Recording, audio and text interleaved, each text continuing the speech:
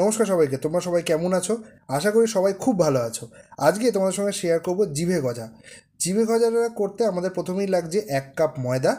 1 cup ময়দার মধ্যে আমরা অল্প একটুখানি নুন দিয়ে নিচ্ছি, আর এর মধ্যে আমরা দেবো 2 টেবিল চামচ সাদা তেল।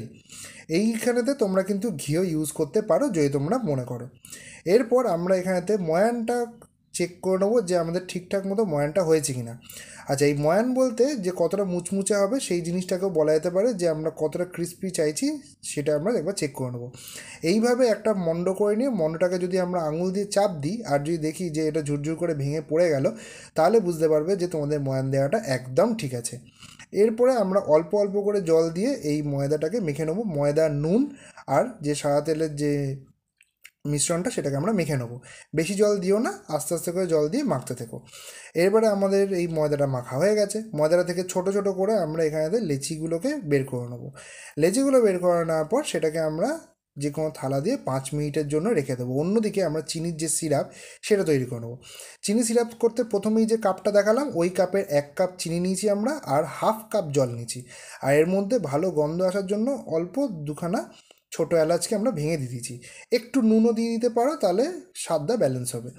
দিয়ে আমরা এটাকে মোটামুটি দেখব, যতক্ষণ আমরা দেখব যে এই চটচটে ভাবটা আসছে না ততক্ষণ রাখবো। আর এটাকে কিন্তু হাই ফ্লেমেতেই আমরা করে নিয়েছি। যখন দেখে নিয়েছি চটচটে হয়ে গেছে, আমরা এটাকে নামিয়ে দিয়েছি। অন্যদিকে যে 5 মিনিট আমরা রেখেছিলাম, 5-10 মিনিট রাখার পরেতে এইভাবে আমরা হাতে একটু তেল মাখিয়ে সেই যে লেচিগুলো প্রত্যেকটাকে আলাদা আলাদা করে বেলে নেবো। বেলে নেওয়ার পরেতে তোমাদেরকে এখানে দেখাচ্ছি, দেখো এরকমভাবে গায়েতে কিন্তু দাগ দেবো। দাগ দেওয়ার সময় হালকা দাগ দেবে, যেন ছুরি বা চামচের পেছন দিকটা ভেদ না করে যায়, তাহলে কিন্তু সমস্যা হবে। এখানে দাগ দেওয়ার কারণ কি, যাতে লুচির মতো না ফুলে যায়। এখানে আমরা সাদা তেল নিয়েছি। প্রথমে আমরা কিন্তু এটাকে হাই ফ্লেমেতেই গরম করব। দেখে নেবো যে তেলটা কতটা গরম রয়েছে, সাবধানে দেখো।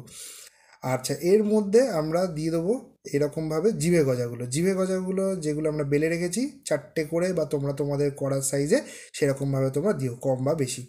দিয়ে আমরা ভালো করে উল্টে পাল্টে এটাকে ভেজে নেবো। দেখে নাও আমরা কিরমভাবে ভাজছি। এইভাবেই আমরা আস্তে আস্তে করে ভাজবো। বেশি হাই ফ্লেম রাখবো না, আস্তে আস্তে করে এটাকে মিডিয়াম ফ্লেম দেন লো ফ্লেম, এইভাবে আমরা আঁচটাকে কমাতে বাড়াতে থাকবো। যখন দেখবো যে মোটামুটি ব্রাউন হয়ে গেছে, তখন আমরা বুঝে যাব যে আমাদের মোটামুটি ভাজা ডান। যদি কেউ একটু বেশি ভাজতে চাইছো তাহলে একটু বেশি ব্রাউন করে ভেজো, তবে সাবধান যেন পুড়ে না যায়। এরপরেতে আমরা এগুলোকে অন্যদিকে যে সিরাপটা তৈরি করা ছিল সেই সিরাপের মধ্যে আস্তে আস্তে করে তুলে দেবো। সিরাপের মধ্যে দিয়ে দেওয়ার পর তোমরা যদি মনে করছো যে এটাকে একবার ফুটিয়ে নেবে, তাহলে ফুটিয়ে নিতে পারো। ফুটিয়ে নেওয়ার পর দেখবে যে গায়ে গায়ে ক্রিস্টাল হয়ে গেছে, নাহলে আমরা যেরকমভাবে রেখেছি এইভাবেও রাখতে পারো। ব্যাস রেডি আমাদের জিভে গজা।